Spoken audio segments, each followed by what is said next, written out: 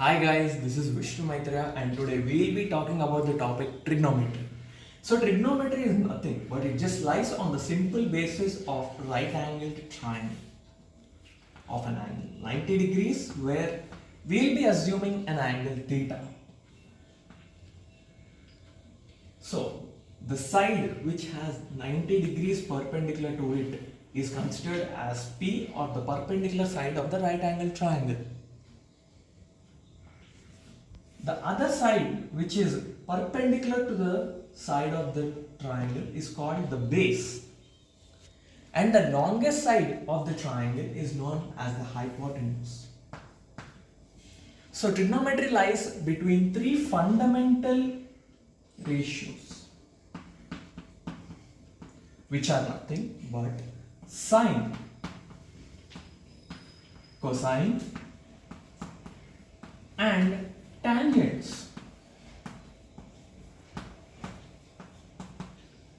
which are nothing but the ratios between the sides of these triangles.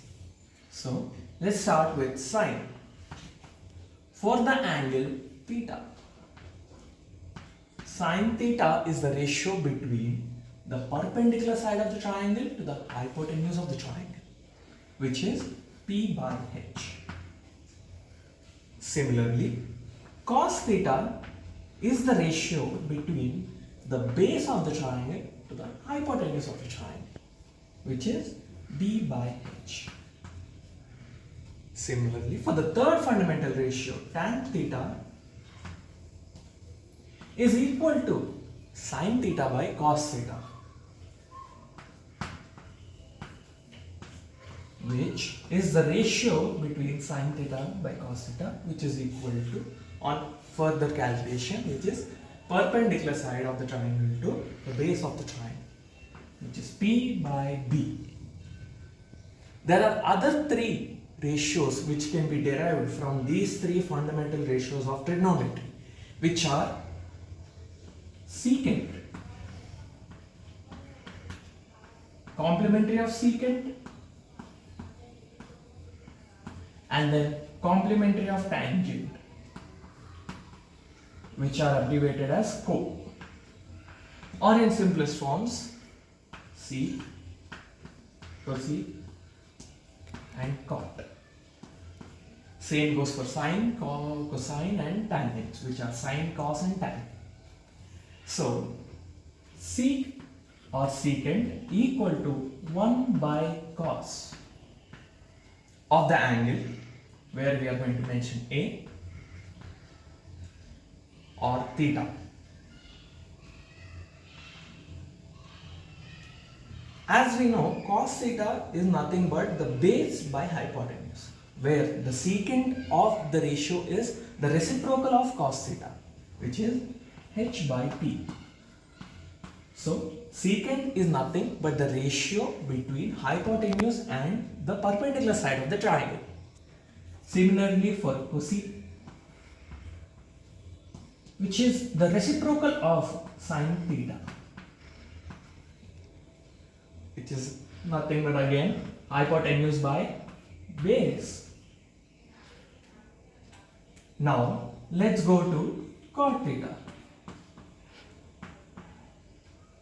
This is the trigonometric ratio between cos theta by sin theta,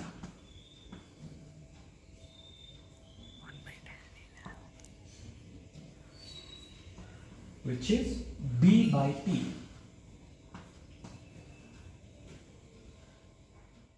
Now let's talk about trigonometric ratios and their identities. First, let's go on with the ratios. We have theta values as 0 degrees, 30 degrees, 45 degrees, 60 and then further into 90. So sin theta for 0 degrees is given as root 0 by 4, for 30 as root 1 by 4, under root 2 by 4, under root 3 by 4 and then root 4 by 4. On simplification, we can write root 0 by 4 as nothing but simply 0.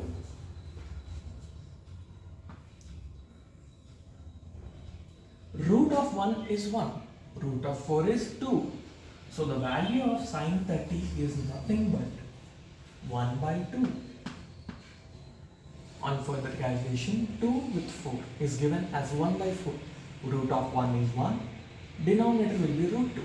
So which is 1 by root 2 on further simple calculation. Same goes where you can't divide 3 with 4, you write it simply as root 3 divided by 2. Root 4 upon 4 will get divided with 1. Root of 1 is 1. So the value of sine with angles from 0 to 90 is given under the table 0, 1 by 2, 1 by root 2, root 3 by 2 and 1. The cos theta is the reverse table of sine. For example, on further simplification you can see 4 by 4 is 1, root of 1 is 1. So in order to remember in simpler forms, you can write cos theta values as the reverse values assigned by the sine theta, which is 1 on the extreme right will be the opposite to the extreme left. Root 3 by 2, 1 by root 2, 1 by 2 and then 0. As we all do know that tan theta is nothing but the ratio between sine theta and cos theta, we write it as 0 by 1, which is 0. And then 1 by 2, they were whole divided by root 3 by 2, which is 1 by root 3.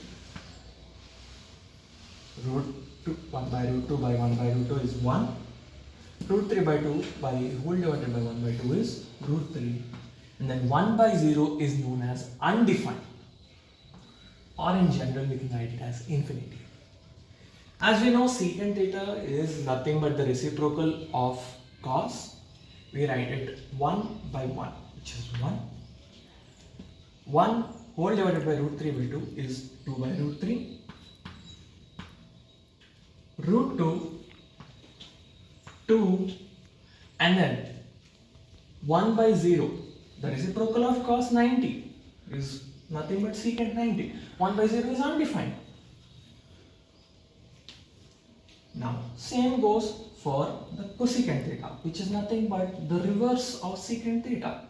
So we write infinity 2 root 2, 2 by root 3, and then 1.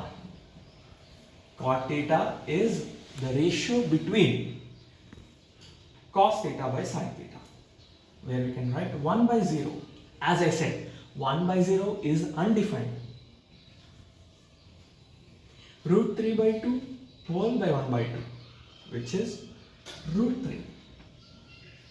And next simplification is 1. Next is nothing but 1 by 2 by root 3 by 2, which is 1 by root 3.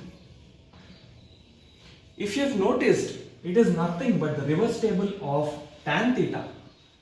0, 1 by root 3, 1, root 3, infinity. Root 3, infinity, root 3, 1, 1 by root 3. So the next one will obviously be 0 here. So that's how you will be able to confirm the trigonometric ratios using simple calculation and further tricks to remember the remaining values. Now let's continue the further topic with identities, where we have three main identities, which are sin square theta plus cos square theta is nothing but equal to 1. And then we have secant square theta minus tan square theta equal to 1. Last but not the least, the third final identity is cosecant square theta minus cot square theta equal to 1. Now, you must be asking, how can sin square theta plus cos square theta be equal to 1? As we have gone to the previous values where sin 30 is 1 by 2. Here the identity states that for any angle theta between sin square theta and cos square theta will be equal to 1. Now let's prove it.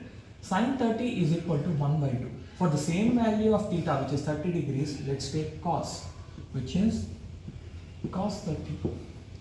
Cos 30 value is root 3 by 2. Now let's square both the values and check for ourselves whether the right hand side is equal to the left hand side.